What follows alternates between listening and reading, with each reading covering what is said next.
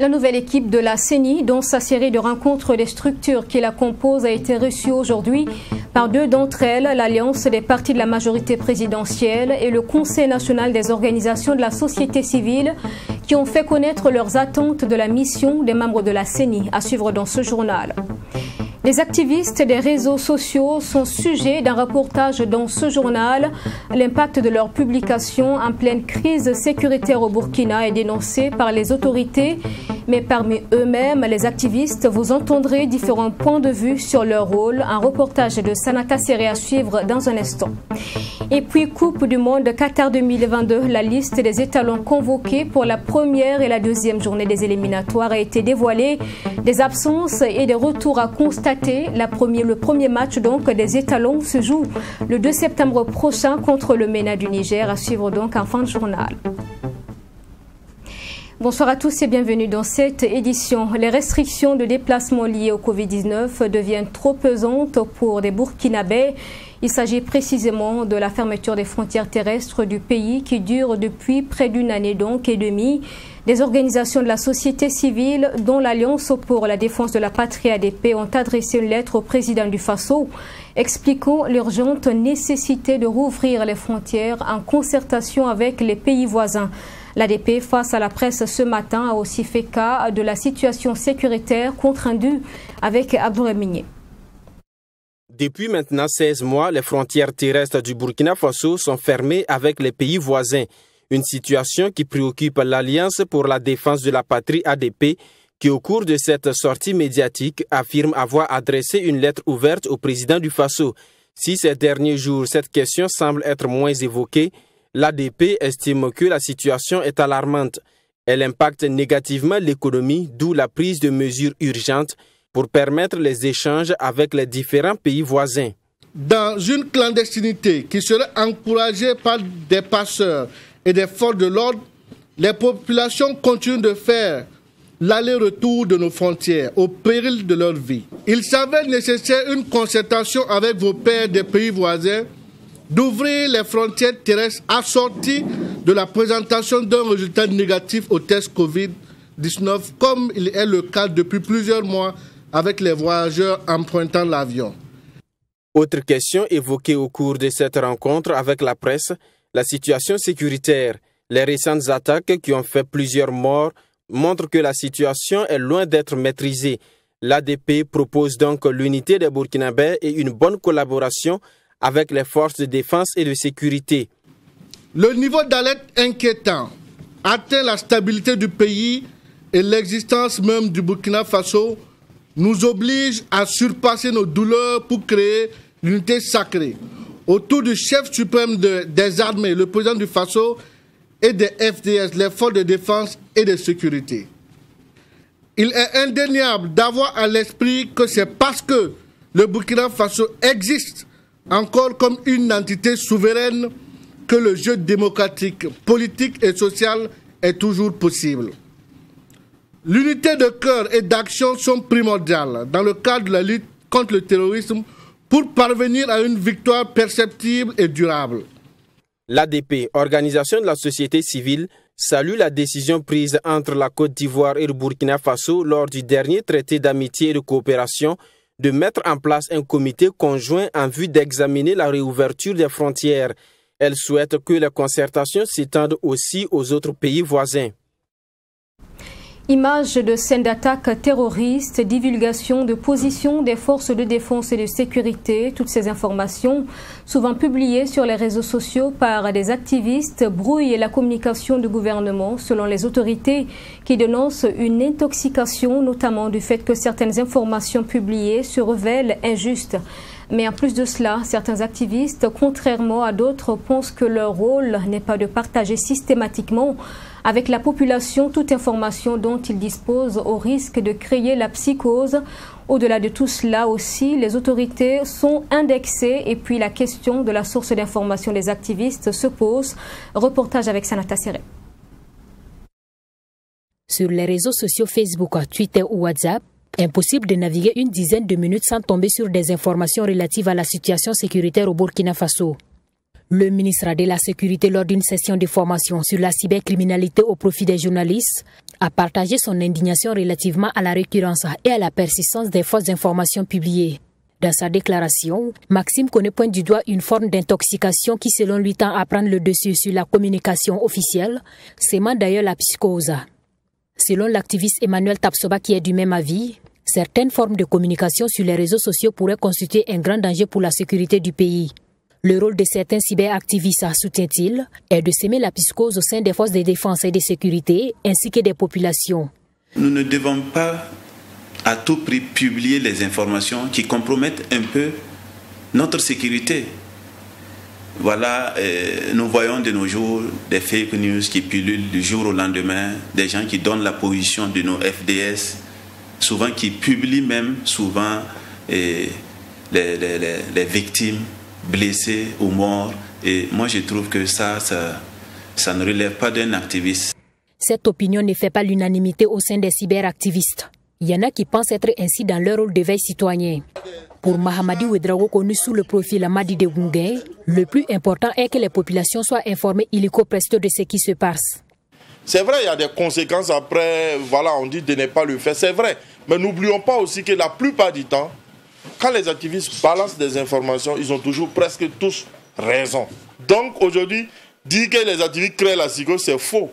Ce sont les terroristes qui ont déjà installé la psychose. Moi, je ne suis pas d'accord.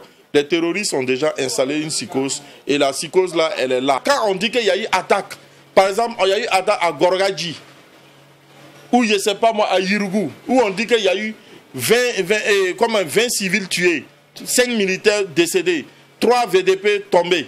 Vous pensez que ça plaît aux gens de publier ça? Ça nous plaît? Ça ne plaît pas, ça ne fait pas honneur à quelqu'un de le publier. Mais on publie parce que ça nous fait mal et on veut que les gens sachent. Pour le journaliste Ladi Bama, très suivi sur la toile, l'activiste n'est pas toujours celui qui donne des fake news, mais celui qui contribue à la bonne information. Hormis les brebis galeuses, poursuit-il, il y en a des crédibles, raison pour laquelle ils sont suivis sur les réseaux sociaux.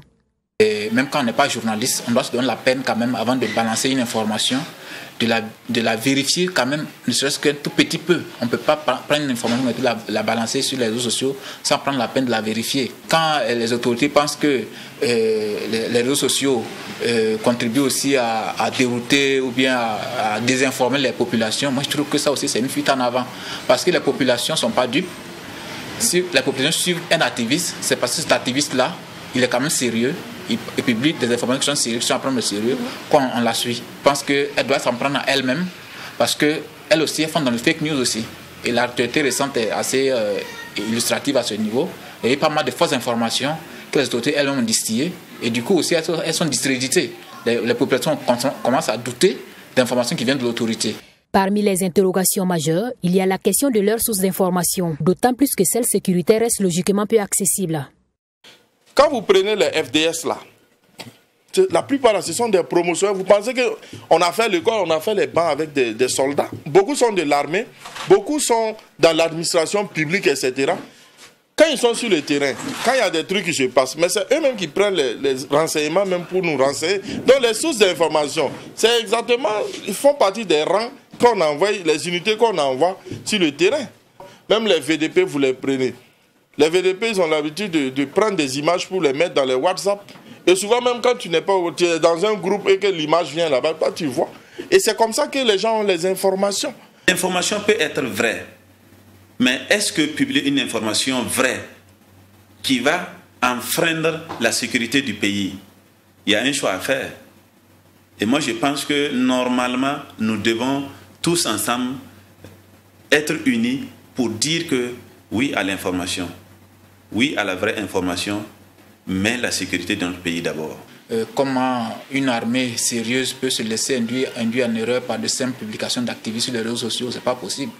Si notre armée n'a pas de service de renseignement qui puisse la renseigner sur ses opérations et tout ça, et que c'est sur la base des informations sur les réseaux sociaux qu'elle doit fonctionner, je crois qu'il faut avoir peur pour cette armée-là.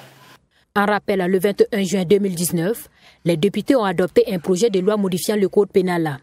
Un texte qui encadre la diffusion d'informations ou d'images durant les attaques terroristes dans le pays. Si certains ont dénoncé un recul dans l'expression des libertés, le gouvernement soutient que ce texte devrait aider les forces de défense et de sécurité dans leur opération. L'information étant capitale, elle peut aussi servir des intérêts divers. Dans la suite de ce journal, la troisième session ordinaire du Conseil municipal ce 25 août, plusieurs dossiers ont été soumis à l'examen et à l'adoption des conseillers municipaux présents à la rencontre au cours de laquelle les grandes orientations du budget primitif gestion 2022 de la commune a été présentée. Sanata Séré.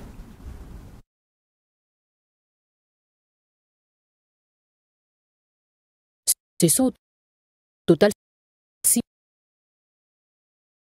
projets qui ont été soumis à l'appréciation des conseillers municipaux de la. Toutes nos excuses pour la qualité de ce reportage que nous vous proposons dans nos prochaines éditions. Nous restons à la mairie centrale qui est indexée par les conducteurs de taxi qui rencontrent des difficultés pour stationner au niveau du grand marché. L'espace qui leur est destiné est en effet occupé par des commerces. Ce matin, l'association des jeunes conducteurs de taxi face à la presse a souhaité la suppression des frais de stationnement mensuels, 20 000 francs CFA. Par ailleurs, elle accuse son syndicat de gestion financière sournoise, Mametriana Kamabou. Les conducteurs de taxi disent avoir des problèmes pour garer ou stationner au grand marché au Rondouoko. L'association des jeunes conducteurs de taxi pointe du doigt la mairie centrale. L'association dit avoir déposé 4 lettres à la mairie afin de trouver des solutions idoines aux problèmes de stationnement, mais jusqu'à présent, elle dit n'avoir pas eu gain de cause. De ce fait, l'association des jeunes conducteurs de taxi demande la suspension des frais de stationnement de taxi qui leur coûte une somme de 20 000 francs CFA par an. 2 fois, 3 fois, 4 fois on est parti, c'est trop. Bon, voilà, puisqu'on a d'abord demandé qu'il nous trouve la place. Il dit qu'il n'a pas la place pour nous. Maintenant, on demande même de suspendre. Ça aussi, c'est un problème. Il ne veut pas nous voir. La dernière fois, on a envoyé notre lettre là. Et on est parti là-bas. On nous a dit d'aller de l'autre côté. On est arrivé de l'autre côté là-bas. Il y a les noms, mais il n'y a pas lettre. Donc, on ne sait pas pourquoi on contribue à développement du pays et puis on n'est pas considéré. C'est très. Je ne sais pas quoi dire quoi. Donc, s'ils pouvaient au moins nous voir, de voir qu'est-ce qu'on peut s'en sortir de ce problème-là. L'association des jeunes conducteurs de taxi, au cours de cette conférence de presse, a demandé au SINTAB, syndicat national des taximens du Burkina, de lui fournir le bilan de la gestion de leur structure. L'association accuse le SINTAB de mauvaise gestion des frais de recensement et de frais de la carte d'adhésion. C'est 5318 taxis qu'ils ont recensés à leur niveau. Bon, maintenant, 5318, on nous apprend terre à terre. 5318 là, 6 000 francs par tête, par taxi. Et ça fait déjà 30 et quelques millions. Maintenant, quand tu prends 2 000 par personne, supposons que 2 000 par personne, une carte peut être d'abord un membre de carte du truc, ça fait 2 000. Il va 5 000 et quelques là, ça fait déjà 14 millions. Là, qu'ils prennent là, ils ne te le suivent pas. On n'a jamais vu. Le syndicat a fait ça pour un taximètre. Le taximètre a fait ça pour un taximètre. Non, ça y est là, on ne sait pas où ça se trouve. Notre espace environnemental qu'on a donné comme quoi taxi doit garer, c'est pour nous là-bas. Espace, ça c'était entre à d'autres, c'est devenu un lieu de commerce. Un taxi doit garer. Et cette truc, les gens payent pour ça. Et cette recette aussi, on ne voit pas. Cette association déplore également le coût de visite technique qu'elle juge élevé. Le visite technique là, un taxi paie 28 000 l'année. Mais si tu es un V8, tu paies 8 000 francs dans l'année. Pourquoi la différence? Qu'est-ce que nous on a? On a nos vieux véhicules là, on paie 28 000. Ceux qui sont en confort là, fait 8 000. C'est injustice.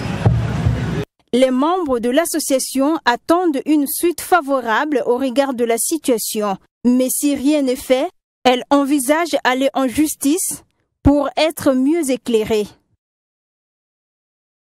Les soucis techniques écartés, nous pouvons déjà revenir sur la troisième session ordinaire du conseil municipal tenue ce 25 août.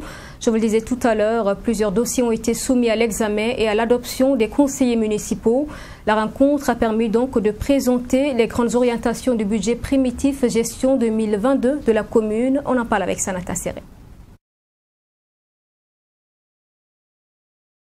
Ce sont au total 6 projets qui ont été soumis à l'appréciation des conseillers municipaux de la ville de Ouagadougou lors de cette 3e session ordinaire du conseil municipal. Il s'agit notamment du projet portant fixation des tarifs pour l'enlèvement et la destruction des déchets par les structures communales et celui portant autorisation d'adhésion et de paiement des droits à l'Agence territoriale Afrique, ATA. Vous savez que les collectivités territoriales ont beaucoup de besoins financiers. Et le financement classique est très lourd à lever. Quand vous partez à la BAD, à la BOAD, à la Banque mondiale pour demander des financements, c'est très compliqué. Donc les collectivités du monde se sont retrouvées pour dire pourquoi ne pas créer nous-mêmes notre propre fonds qui vont nous permettre de lever des financements à nos conditions pour pouvoir financer le développement local. Donc c'est bien qu'on puisse être membre fondateur. Ça permet pour la postérité de dire que nous avons posé un acte fort. Parce que c'est comme ça qu'est né le FMI, c'est comme ça qu'est né les institutions comme la BAD, la BOAD. Autre projet soumis à l'examen et à l'adoption des conseillers municipaux, la fixation des amendes de police relatives aux atteintes à l'hygiène et à la salubrité publique dans la commune de Ouagadougou. Un sujet qui a suscité beaucoup de réactions dans la salle, car d'aucuns pensent que ces contraventions devraient être revues à la hausse. Et le maire d'apporter des éclaircissements quant à la réglementation en la matière. Vous savez, il y a une loi qui est la loi 022-2005 AN, le code de l'hygiène publique. Donc, je pense que ceux qui ont planché là-dessus au niveau de la commission finance ont pu regarder ça. Il faut dire que c'est passé en commission avant de venir ici. Donc, ils ont épluché toutes ces lois-là. Et dans les poursuites et les sanctions, il est dit que sans préjudice des dispositions réglementaires de la procédure en matière répressive, ça veut dire qu'en plus de ces amendes-là, il y a des procédures que la loi prévoit. Il n'y a pas que l'amende. On peut te poursuivre sur le plan pénal. Donc, mais nous, on ne peut pas percevoir des amendes plus qu'un certain montant. Et le montant maximum qui est fixé, c'est 50 000 francs par rapport à l'hygiène publique. La présente session a également servi de cadre pour présenter aux conseillers les grandes orientations du budget primitif, gestion 2022 de la commune de Ouagadougou. Selon le maire Armand Bewende, des acquis ont été engrangés dans le cadre du programme du mandat 2016-2021. Et ce budget 2022 qui marque le dernier budget de son conseil municipal va permettre de poursuivre les actions stratégiques déjà engagées dans la commune. Comme annoncé en titre, la nouvelle équipe de la Commission électorale nationale indépendante CENI poursuit sa visite auprès des structures d'origine de ses commissaires. Ce 24 août, dans l'après-midi, la délégation a été successivement reçue par l'Alliance des partis de la majorité présidentielle et le Conseil national des organisations de la société civile. L'objectif était donc de recueillir leurs attentes pour la réussite de la mission de la CENI. Abdoulaye Migné. L'Alliance des partis de la majorité présidentielle APMP se réjouit d'avoir reçu la visite de la nouvelle équipe de la CENI. Cette rencontre a permis à l'APMP d'exprimer ses attentes vis-à-vis de la commission en charge de l'organisation des élections. Clément Sawadougou et ses camarades ont invité le commissaire de la CENI à travailler dans l'unité et la transparence pour la réussite de la mission à eux confiée. Cet échange a été très intéressant, très fructueux, parce qu'il nous a permis de sentir la farouche volonté de la nouvelle équipe de prendre à bras le corps son travail et de produire des résultats. Des résultats en termes de bonne organisation des scrutins, transparence, fiabilité et bonne communication avec l'ensemble des acteurs politiques, mais aussi, je dirais, des acteurs de notre société. Parlant des acteurs de la société civile, la délégation de la CENI a par la suite rendu visite au Conseil national des organisations de la société civile. L'objectif est de présenter l'équipe, recueillir les préoccupations et demander leur soutien.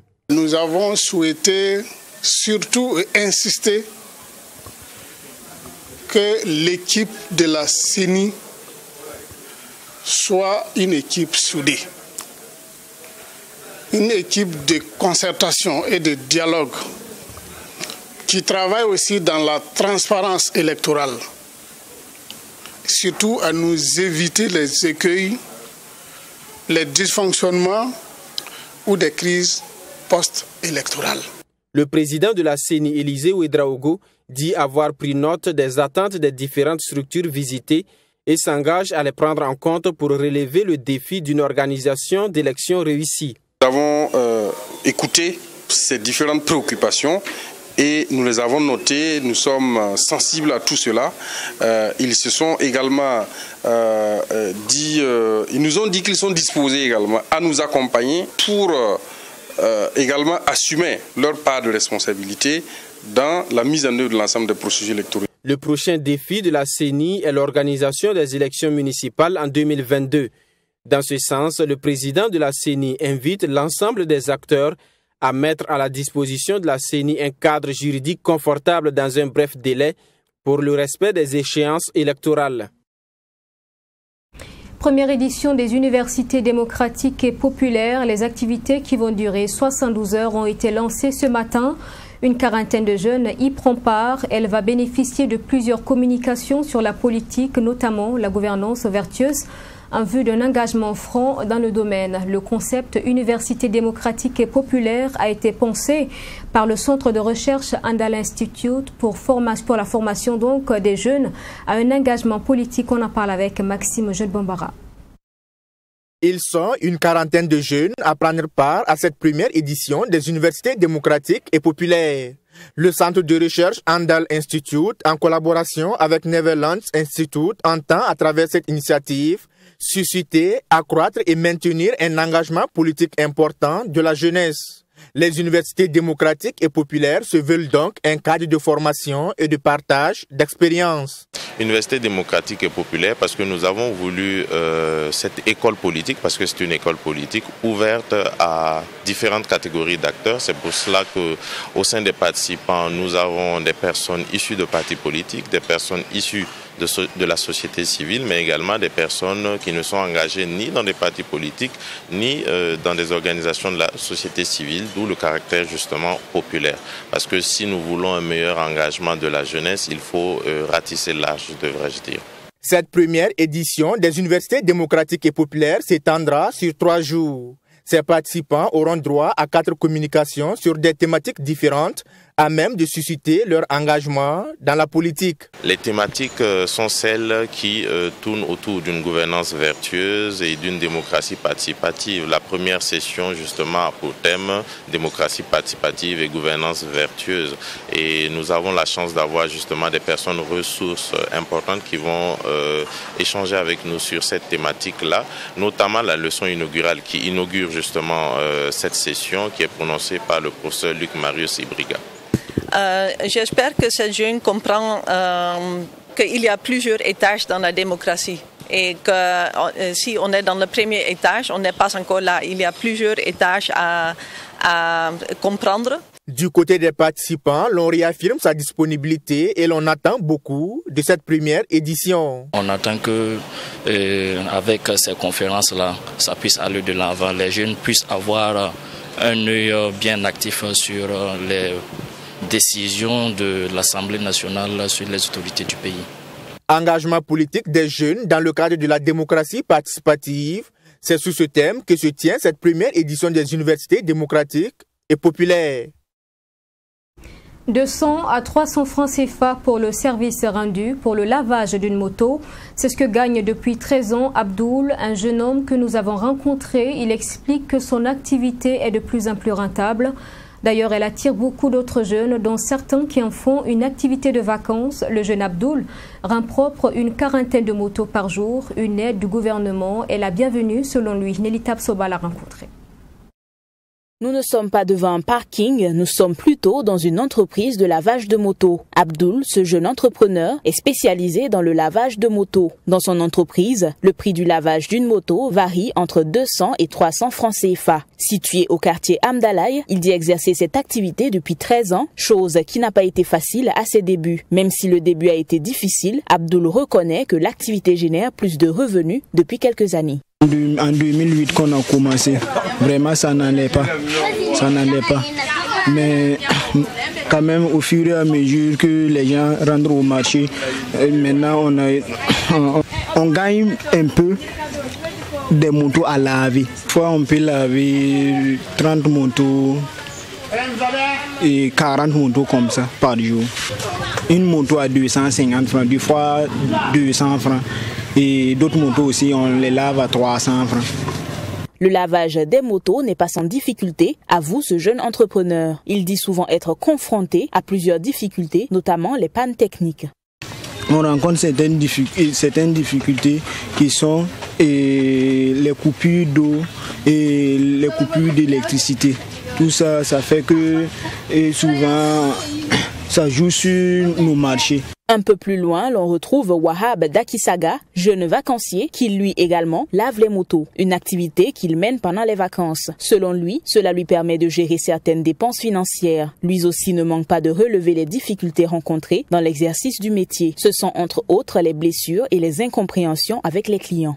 Comme les vacances là, comme ça, je viens, je fais les travaux là. D'ici les reprises là, je peux gagner quelque chose. Je paye mes fournitures là avec ça. Et puis bon, je fais plein de choses avec ça. Les difficultés, on en trouve, mais c'est pas grave comme ça. Parce que des fois, on trouve des blessures sur les mains. C'est les seules difficultés en fait. Ces derniers lancent un appel aux autorités pour leur accompagnement afin de mieux mener leurs activités de lavage de moto et satisfaire les clients à temps. Et puis nous terminons sportivement avec l'actualité sur la Coupe du Monde Qatar 2022 en vue de la première et de la deuxième journée des éliminatoires. Le sélectionneur national a dévoilé sa liste des joueurs ce mercredi lors d'une conférence de presse. Sur cette liste, des absences, des retours également. L'équipe ainsi constituée entre dans ces phases éliminatoires avec le duel contre le Niger le 2 septembre prochain avant de rencontrer l'Algérie le 7 du même mois. Précision avec Yassine Sawargo. 27 joueurs ont été convoqués par Kamou Malo pour les 2 matchs comptant pour les éliminatoires de la Coupe du Monde Qatar 2022. Une liste faite sur la base de joueurs en activité. Si des joueurs comme Steve Yago, Blati Touré et Brian Dabo font les retours, il est à noter des absences, pas des moindres, tels que Charles Kaboré, Alain Traoré, Bertrand Traoré, Edmond Tapsoba et bien d'autres. Vous avez parlé de l'absence surtout de certains cadres, c'est dû à moi. Bon, vous savez que nous sommes dans une certaine logique.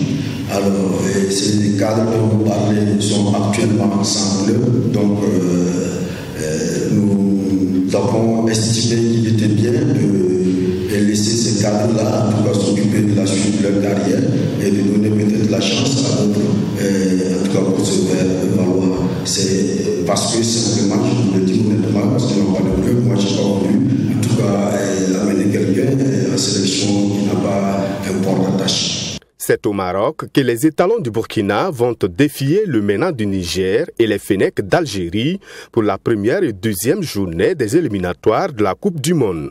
Et selon le sélectionneur national, l'objectif reste le même. L'objectif, c'est une qualification, ce serait une première pour le Burkina. Alors, maintenant, par rapport à nos matchs qui seront délocalisés, bon, c'est vrai, c'est difficile, mais c'est pratiquement toutes les équipes de la poule, hormis l'Algérie, qui se retrouvent dans cette situation. Donc, je pense que l'un dans l'autre, bien que ce soit un désavantage, c'est peut-être sera au profit peut-être de l'Algérie. Bon, mais quand cela tient compte de rien, en tant que coach, je ne vois pas ce que je peux apporter que de me préparer et activement à répondre présent partout où nos matchs seront délocalisés. Pour les techniciens des étalons, les joueurs convoqués pour ces 2 matchs sont capables de créer la sensation. Mais des inquiétudes, il en existe, à écouter quelques journalistes sportifs. Je vois que la liste est quand même suffisamment équilibrée. Il y a d'anciens joueurs, des joueurs qui ont une certaine expérience et il y a des joueurs de nouveaux talents. Et cela répond du fait que l'équipe du Burkina Faso est en reconstruction et que l'entraîneur devrait y tenir compte. Et je pense enfin que c'est ce qui est fait. Il y a par exemple des retours comme les Adama Guira, mais il y a également des absences, enfin, notamment par par motif de blessure, mais il y a également des absences qui ont, j'allais dire, presque voulu par l'entraîneur. Quand je vois qu'un garçon comme Charles Caboret n'est pas là. J'aurais voulu que ce soit la valeur sportive numéro 1 qui prime sur cette liste-là, mais j'ai quelques inquiétudes quand même. J'ai quelques inquiétudes quand on a des cadres comme Bertrand et Edmond qui ne sont pas là, et quand on regarde pour les remplacer, il faut appeler Mohamed Ouattara qui se trouve du côté de la Jordanie, et qu'on appelle aussi un garçon comme c'est vrai qui a été promoteur depuis un bout de temps comme Ismaïla Ouedraogo d'Ingolo Kanté qui se trouve du côté du PAO Salonique. À peine il a déposé ses bagages quand on le fait appel. Je me demande si physiquement le garçon peut répondre, alors qu'à côté il y a des garçons qui depuis un bout de temps